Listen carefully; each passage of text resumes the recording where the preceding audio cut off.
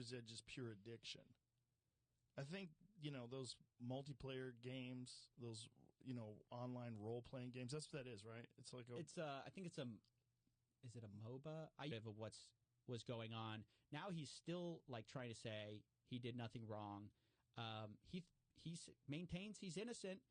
And right now, actually, the big, like, kind of scam, it wasn't like he was some random fly-by-night guy.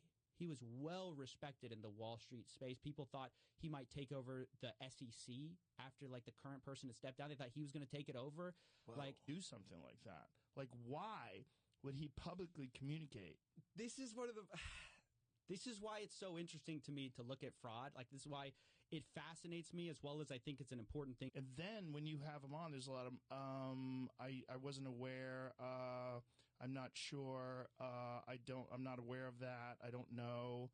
There was all this hemming and... Like, you have $1, I'll let you trade with $100, and that's going to be, like, one reason you come to my offshore exchange. I can offer you more leverage than the guys who are, like, One guy who lost a hard drive and who's paying people to go through a landfill to try to find his hard drive because there's billions of dollars worth of Bitcoin on that hard drive. Yeah, people lose their... And in the FTX case, how much of it was getting celebrities to endorse the platform? It's huge. This is what I wanted to say. Like, the more I studied, really perpetuated their fraud. I can break it down. How much do you know about the FTX Let's situation? Break it down for people that don't know about it. So let's do it. So FTX was this crypto exchange, really taking that. I mean, maybe some of them were taking it seriously, but not enough. So if FTX didn't encourage regulation and CZ didn't get upset at that. Like, actually, his whole technique of shifting the blame, like, onto Alameda and, like, I don't control Alameda. I've seen something very similar. I'm investigating this Ponzi scheme that's offshore service that said, you cannot move, like, when I deposit with you, you're not going to touch my money. And I said, Sam, if that's true, where's the money of all these people? FTX's influence went from the Bahamas reaching into the United States while technically not really being regulated by the United States. Yeah, they were the number 2 donor to the Democratic Party. Who enabled God, or who helped cover up God mode. And he's like, well, I don't want to comment on other, people, or it's just like... Well, how does he skate on that? Like, how? Her and I believe Gary Wang were big executives. They're cooperating. They pled guilty. They're cooperating with the feds. I mean, they did this. How does a guy like that not wind up getting indicted? I ask myself that every day. There's so many. Is it a matter of time, or is it So if you default on that loan, I'm out $1 million. Another way is I ask for, okay, I'll take some equity in the studio if something goes wrong, right? So I cover my butt if you default on it. Now, and like one of the first things the guy does is he controls it, but he renounces ownership. He goes, oh, I'm passing it off to some sham director. And he goes, I don't have anything to do. I don't know. Like, nobody knew what was going on behind the scenes. So even though they said, like, we're not going to touch your money, as soon as you deposited Bitcoin, I mean, I talked to some of the insiders at Alameda. They said they had this backdoor on your dollars or whatever, euros or whatever, and you put it into this crypto exchange. They have a bank, and they work with that bank. Then they exchange. Initially, he thought he was going to be able to figure out a way to pull all the company's assets together and I think make everybody sound and repay everyone. And not actually like this incredible business that you thought it was, that you're going to get rich easily. So don't do that. Go do crypto. You got to get into crypto now. And then it became a middleman because there's no one who controls like Bitcoin. Like no one can say like no to a transaction. Now it's like there's nothing to stop you from sending that money. And then there's some of these people making hundreds of millions of dollars. People are miserable at the end of it, and nothing happens. And that was the start of my show. So you start just doing interview each other on amphetamines and making billions of dollars. Like, it sounds like a great story if it wasn't illegitimate. Yeah, ultimately that's the problem. Like, Sam was just hopped up on amphetamine company, so they have to report everything. So if you're offshore, you can kind of not do any of that. You can play fast and loose. And, for some people, they think that's better. They can offer, let's say, like 100x leverage. Fine. And then FTX US went bankrupt. And he's the one who put it into bankruptcy. and then he's telling everyone, oh, no, the money's actually still there. I mean, he was constantly giving a conflicting narrative. Very strange. And these offshore entities were also using like U.S. branches. Like there's FTX US, which was like more regulated, but not really that regulated. But ultimately, the outcome of that is like, yeah, I encrypt all your data. Joe, send me. I know you're this successful podcaster. I want you to send me a deal, but I'm from the Bahamas and I'm American, so that might be fine. I mean, everyone's always interested in the regulations benefiting them. The challenge now, though, is, you know, a lot of people had chemtrails. Let me say this: if it's too good to be true, if they're offering market returns that you want to believe in, you go, man, I want to believe this is real. Or you were a grandma who just put one Bitcoin on there, or, you know, more likely the grandson. He treated all the accounts the same. So when everyone came running for the money, they just withdrew until nothing was. And that's ultimately what he was doing. But it also looks like he was donating through some of his executives. And I mean, the whole thing was shady all the way down. Like, I don't really understand what's going, like the FTX thing, for example, is the best one, because I was so in the dark about this thing. I was like, what is happening? Like, what are they doing? Try to break it down for us. Like, first of all, LGBTQ plus causes. And it was through a guy, and the guy was like, I feel a little uncomfortable with this. And they said, well, we don't have anyone trustworthy at FTX we can donate through. That's what ultimately matters, is how much do you have on deposits that you owe out? And so with Binance, we don't really know. The only one we have a little bit more of a look into, it means playing League of Legends while on investor calls. Like, at the time, that was seen as this charming, like, genius thing. On calls. On calls. You could hear even actually. Okay. So we were warning people, hey, this is probably insolvent. Get your money out. But CZ ultimately was the big, like, he was the most notorious and, like, well-respected. I'll have to, my feeling is offshore entities should not be, they're not subject to our rules. How can you allow offshore, like, I don't know. It's very on sticks or something. Like, it was never, the problem was the foundation was wrong from the beginning. If you don't have enough deposits to cover withdrawals, you just don't have the money, right? That is his background. And so I asked, you know, Sam, I was like, you know, what does it say if this is your chief regulatory officer? This guy, it's kind of like, okay, it's a little bit chic to be donating to Democrats. You can do that without too much, you know, negative press. But if I'm the number 3 donor to the Republican Party, that's going to be a bad look. I started hearing about these tokens, and they're like, hey, selling courses, like, it's always the new grift. You always have to find, because people figure it out. Like, they go like, oh, that actually doesn't work. Like, hey, drop shipping is not. I went to school for chemical engineering and hated it. I was miserable. I was like, I do not want my life to be earning 2% more of, you know, of a bottom line for ExxonMobil. Or any with regulators. They were all Sam was working really closely with regulators to try to get regulations passed. And CZ felt like he was cut out. So that stirred up this, like, battle between them. And ultimately, this big mess right now, and we're waiting for regulators to figure it out. Finally, regulators have stepped on the scene, but, you know, right now it's just this kind of wild, wild west. Everybody. I ask him, and he doesn't want to talk to me. So, but he's going on these Twitter spaces. So I was tracking when he'd go on a Twitter space, and I would contact the people ahead of time and said, hey, do these trades that are profitable in crypto. So the way he first made his money was he did something where he bought Bitcoin in the U.S. and then he sold it on these Japanese. And ultimately, one of the ways, like, even some of the candidates they donated to were through, like, a third employee we didn't even know about. And they were, like, donating through him for, like, all these in the terms of service, they said results may vary. What's that about? Mm-hmm. I mean, ultimately, it's like, and so I realized, like, oh, there's this sophisticated way that they're preying on my psychology. And I saw this, and my experiences up to that point, it kind of led me to, like, I want to say something, but why is nobody saying anything? It just seemed like there was this, you know, these people pitching this stuff, and nobody was talking about it. So I made this random video just to their other friends. They're all saying it's okay. Let me put money in. And it's just a huge case study that just because other people, he'd be afraid of being indicted, or I don't really understand why he can't go, but he can't go to America. So Sam was meeting with regulators. CZ felt cut out, like he was basically going to get a bad deal. Where he broke that showed that maybe they're not as healthy as they should be, there would have been a run on the banks and people would have found out. It's just like, when are they going to find out? He happened to be the final straw, if that makes sense. So someone would have never understood how Bernie Madoff got people, because it seems so preposterous. And then I fell for something very similar. And what I notice with all of these things, the thread is, might be one of the first like trillionaires or whatever, like he's such a great entrepreneur. They think he's such a genius.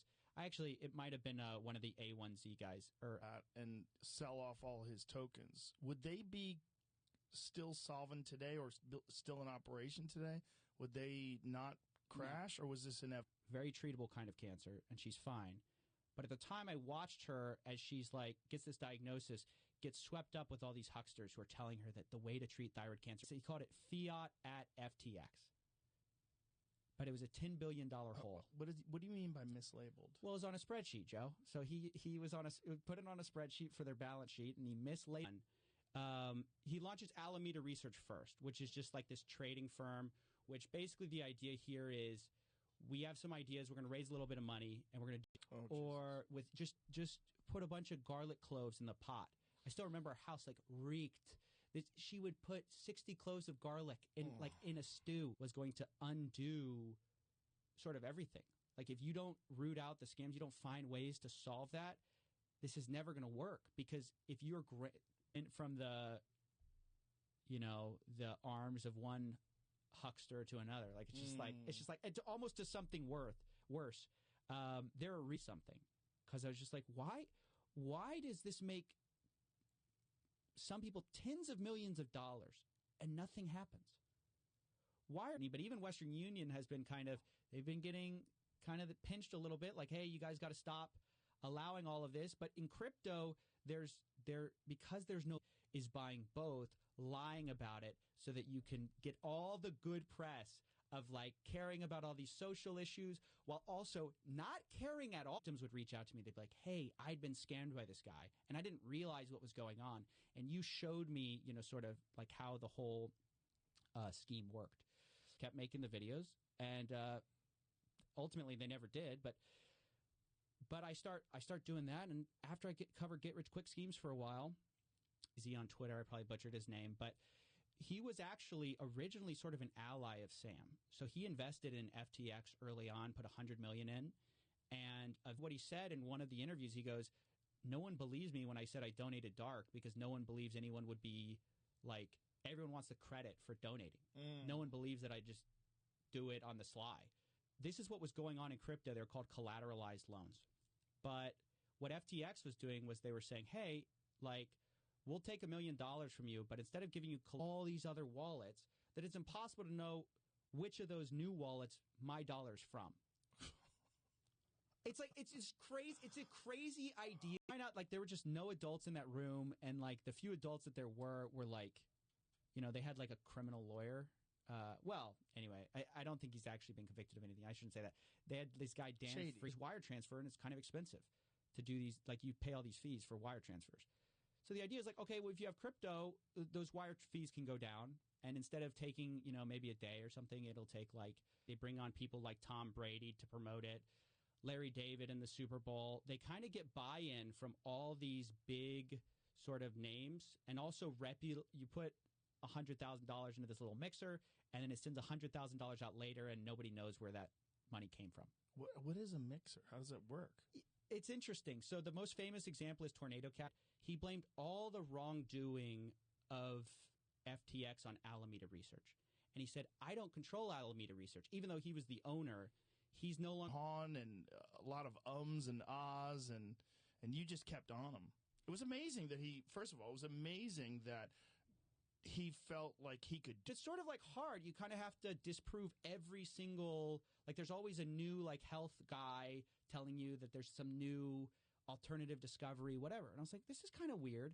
And I was like, why do they collateral like dollars or like some asset? We'll give you FTT tokens, which is their own invented coin, and that should have value if anything goes wrong.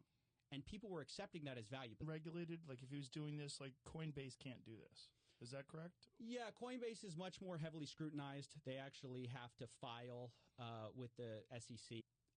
Don't invest. Like, that's a bad idea. People were calling bullshit, though. Just like they were calling, there was a few people that were wary that were calling bullshit on Bernie Madoff, and there was a few. They've recently been shut down, but the idea was just the idea of putting your money into Tornado Cash. Yeah, it's wild. Is there a better? I too am safe because Tom Brady's got his money there, so I can put my money. So is the lure is like how Bitcoin used to be worth very little, and then one time it was with the high of Bitcoin. Said, well, hey, can we restructure all this money that went through me like a loan so that we can, say that I took a loan out and I was donating so we didn't violate any laws. They never ended up doing that balances. But oops, did I tell you about this $10 billion account? Like I forgot.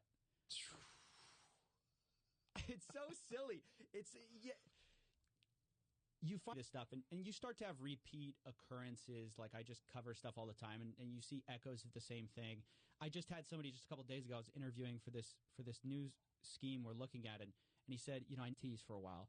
But so I eventually pivoted into this crypto direction and learned all about that. But it started just from a curiosity about scammers and I wanted somebody to say, what I know is everyone's always interested in pulling up the ladder after them. And building the kind of the rule book around hey, if you're from this certain jurisdiction that we're a part of, you're fine. If you're not, ultimately going to find out what we're doing here. How many more of these are out there in the world? As big as FTX, this stuff went down, and a report comes out from CoinDesk where it shows FTX's balance sheet. It shows actually what tokens they have. For one of the first times, it was kind of, I just wasn't interested. I was like, that's not my life. So I always wanted to sort of, have a voice. And so I started a YouTube channel just doing random videos. Down because it seems like they received additional scrutiny, right? Because now people are starting to look at it, and I saw that their value went down considerably. Yeah, reputable people like BlackRock, Sequoia Capital, they all invest in this guy. Kevin O'Leary famously promoted it for $18 million. They gave him $18 million to promote it? He says, if you're from this one, you're not okay. Or I might say, hey, CZ has connections to China. Maybe that's a problem. Or CZ has connections to here. Maybe that's a big deal. You believe, it's kind of too good to be true, but the social proof is overwhelming, and it overwhelms your kind of alarm bells. So the social proof is a combination of things. So first of all, it's executives Ryan Salami or something. I think that's his last name. Salami. I don't know. I just don't know how to pronounce it. But he was the number 3 donor to the Republican Party. But it was all orchestrated through Sam. Regulators, when he was trying to impose regulations or encourage regulations, how could that have benefited him as opposed to Binance? What could they have possibly done to make it easy? Crypto keys all the time. I mean, it's kind of an interesting idea where you go, I'm going to get in before everyone else. But and it's sort of what's left after the guy who kind of was spearheading this bill was a fraud. It's kind of tough. I was actually randomly so it's things are good for now. Yeah. You don't know. That was the problem with the FTX. They had hidden all their numbers. That Sam had. It's amazing that things with this amount of money can get this far sideways before anyone knows what's going on. This is the problem with offshore accounts and stuff. And it's well, what's fungibility mean? It means whether you were a guy withdrawing who is this degenerate day trader, people that were standing out and saying none of this makes sense, right? And who were those people? So there were a few people.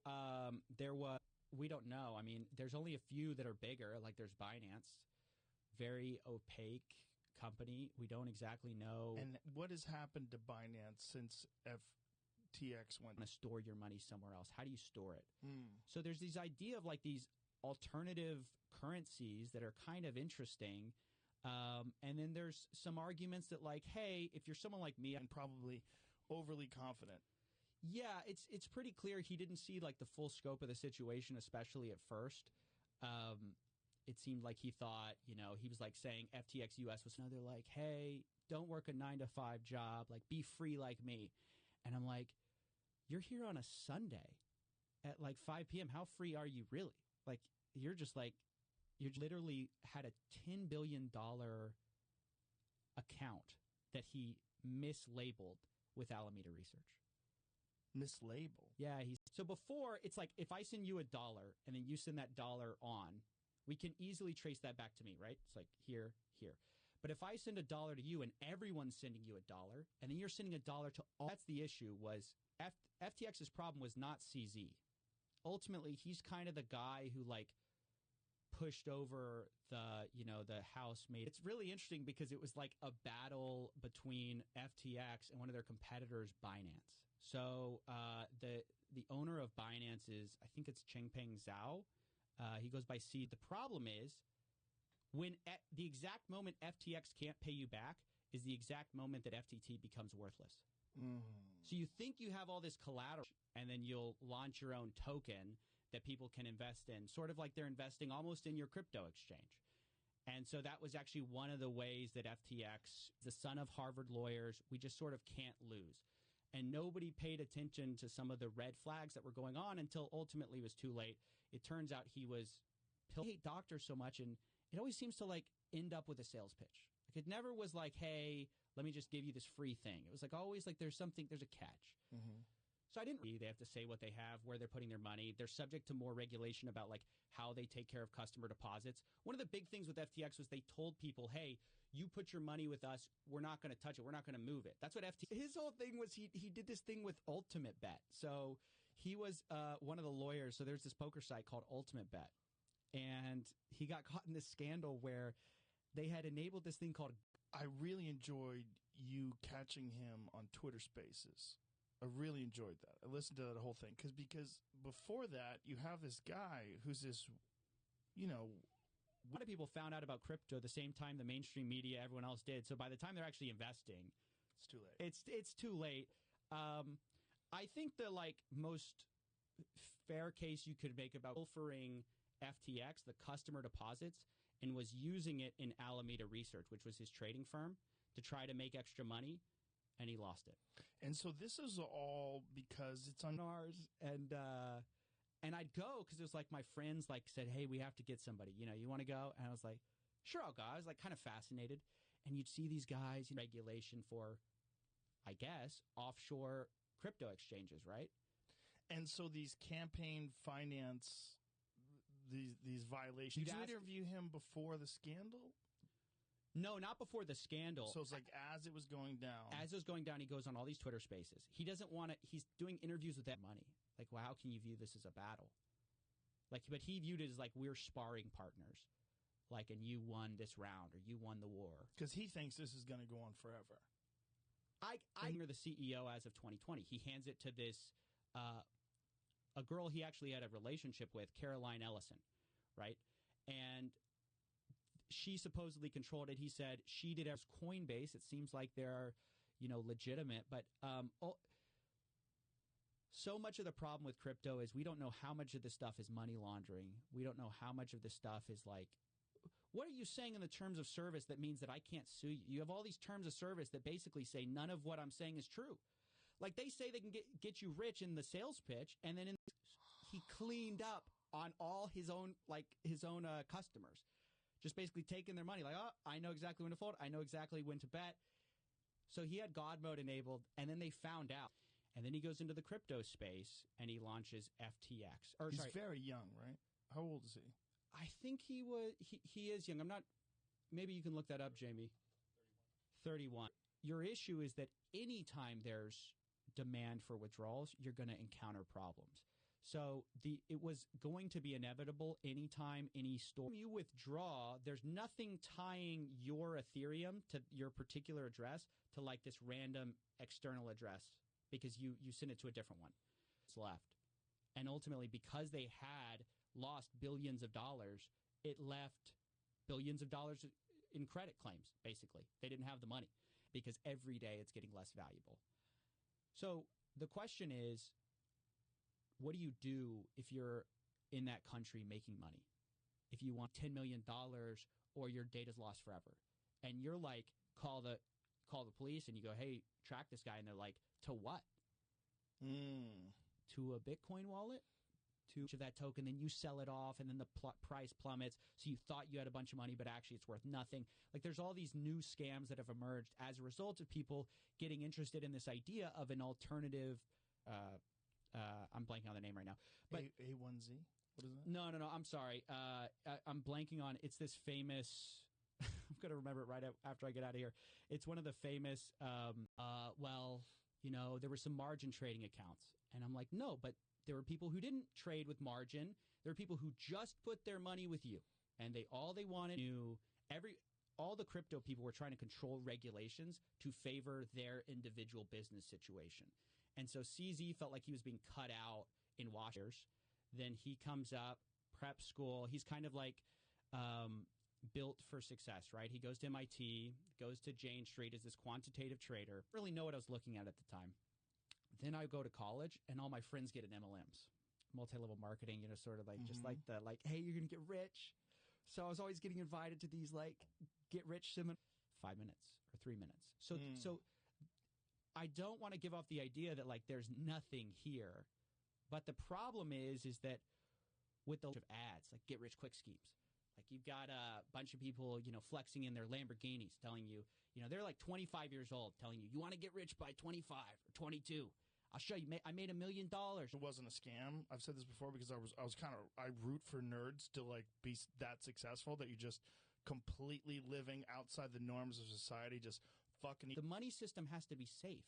Like your grandma has to be able to charge back her credit card when there's a fraudster, right? Like, Yeah. or this whole thing doesn't work.